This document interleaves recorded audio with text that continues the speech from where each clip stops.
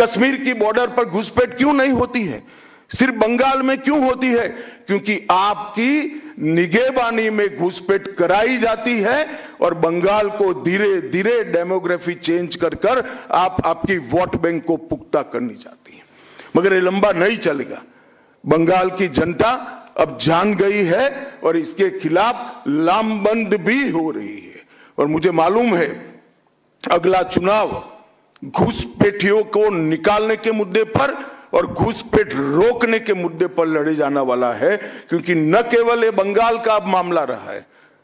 मैं आज बंगाल की जनता को इस प्रेस वार्ता के माध्यम से बताने आया हूं कि बंगाल की बॉर्डर से हो रही घुसपैठ सिर्फ बंगाल का मामला नहीं रहा है, अब ये राष्ट्रीय सुरक्षा का मामला है। देश की संस्कृति को बचाना है, देश की सुरक्षा को सुनिश्चित करना है, तो बंगाल की बॉर्डर सील कर दे ऐसी देशभक्त सरकार यहां लानी पड़ेगी, जो ममता बनर्जी नहीं कर सकती, केवल और केवल भारतीय जनता पार्टी कर सकती है।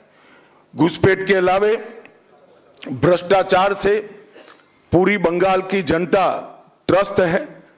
रोजवेली चिटफंड घोटाला, कैश फॉर क्वेरी घोटाला, एसएससी घोटाला, नगर पालिका नगर नियम का भर्ती का घोटाला, गाय तस्करी का घोटाला, राशन पीडीएस का घोटाला, मनरेगा का घोटाला, पीएम आवास का घोटाला, इतने सारे घोटाले हैं कि मैं पूरा लिस्ट पढ़ूंगा तो मेरी प्रेस कॉन्फ्रेंस का पूरा हिस्सा ही उसमें चला जाएगा।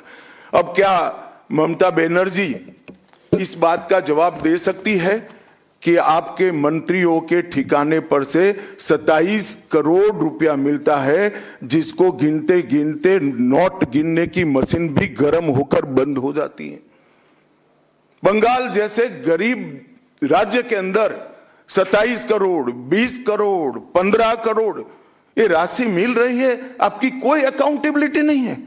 पार्थो चैटर्जी जेल में जाते हैं, ज्योति प्रिय मलिक जेल में जाते हैं, अनुव्रत मंडल जेल में जाते हैं, जीवन कृष्ण शाह जेल में जाते हैं, माणिक भट्टाचार्य जेल में जाते हैं, चंद्रनाथ सिन्हा जेल में जाते हैं, परेश पाल जेल में जाते हैं, कुंतल घोष जेल में जाते हैं, फिरहाद हकीम वो भी आरोपी बनाए जाते हैं, शोभन चैटर्जी आरोपी बनाए जाते हैं, कुणाल घोष 3 साल जेल में रहकर आते हैं, और आप कहती है कि भ्रष्टाचार नहीं हो गया, हो रहा है।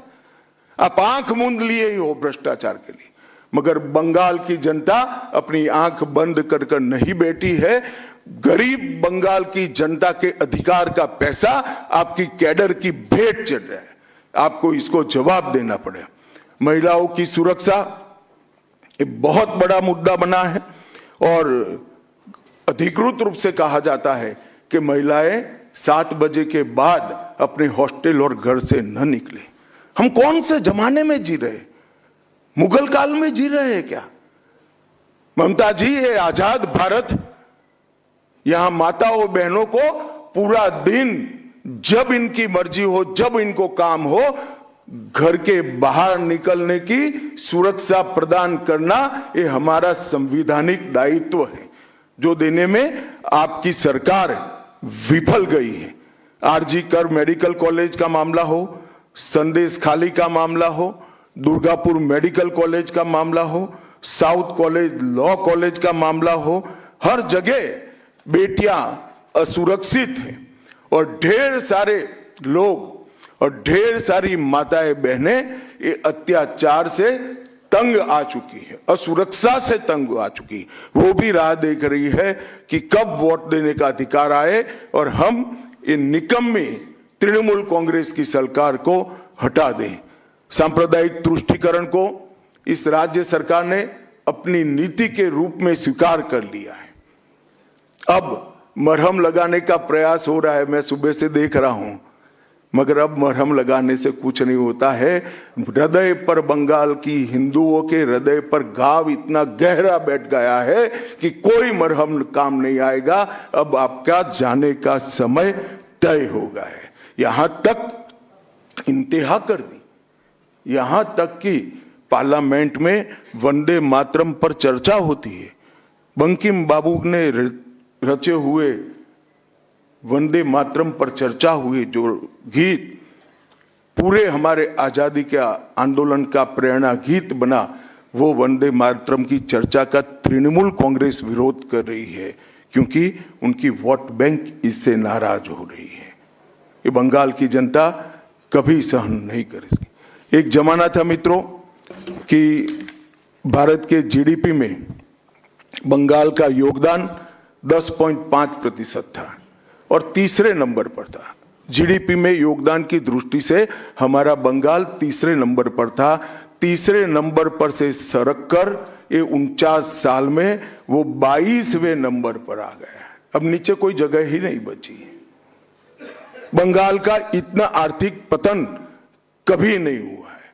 ये कम्युनिस्टों के शासन के पहले, तृणमूल के शासन के पहले प्रति व्यक्ति बंगाल की आय राष्ट्रीय औसत से 127% ज्यादा थी।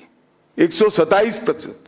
देश में नागरिक 100 रुपया कमाता था तो बंगाल में 127 रुपया कमाता था।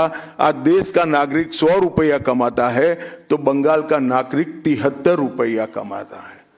ममता जी, आपको इसको जवाब देना पड़ेगा।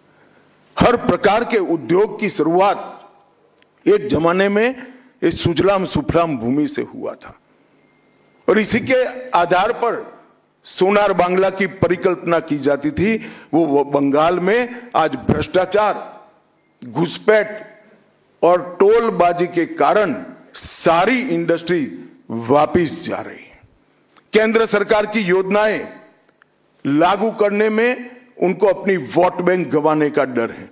पीएम किसान देरी से लागू किया, बंगाल के किसानों का 10,000 करोड़ रुपया चला गया।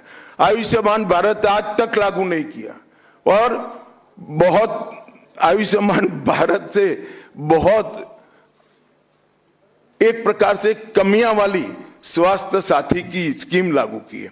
मुझे बताइए, कोई बंगाल का नागरिक भारत में कहीं जाता है और बीमार पड़ गया, स्वास्थ्य साथी स्कीम उसको बाहर के अस्पताल में इलाज करवा पाएगी क्या? नहीं करवा पाएगी। क्या गुनाह किया है बंगाल के गरीबों ने? देश भर के गरीबों को 5 लाख तक की पूरे स्वास्थ्य की गारंटी मिल रही है। अरे कई राज्यों ने किया कि केंद्र 5 लाख दे रहा है, उन्होंने और 5 लाख जोड़ दिए। आप केंद्र के 5 लाख इसलिए स्वीकार नहीं करना चाहते हो कि नरेंद्र मोदी से आपको डर है। डर तो ठीक ही है, क्योंकि मोदी जी की लोकप्रियता बंगाल में दिन प्रतिदिन बढ़ती है, मगर इसके कारण गरीबों का आप नुकसान कर रही हो। वो बंगाल के गरीब जरूर हिंसा और प्रतिशोध की राजनीति, पूरा देश ऐसी आशा करता था कि यहां से कम्युनिस्ट जाने के बाद हिंसा और प्रतिशोध की राजनीति समाप्त हो जाएगी, मगर हुआ उल्टा। इन्होंने तो कम्युनिस्टों को भी अच्छा कहला दिया। मित्रों, अब तक 300 से अधिक भारतीय जनता पार्टी के कार्यकर्ता मारे गए हैं।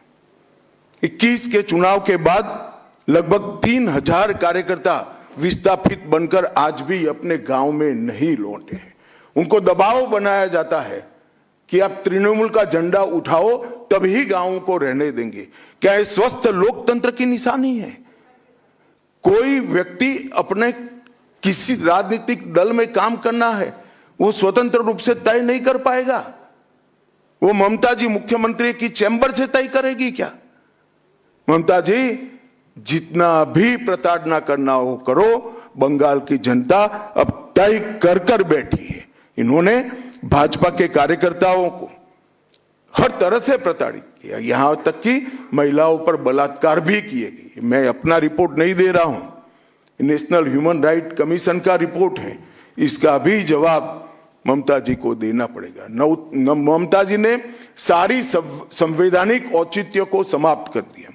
किसी भी राज्य में प्रधानमंत्री जाते हैं तो वो देश के प्रधानमंत्री होते हैं। कई राज्यों में हमारी सरकार नहीं, कहीं ऐसा व्यवहार नहीं होता। वंदे भारत ट्रेन देने प्रधानमंत्री आते हैं, ममता जी स्टेज पर नहीं जाती हैं।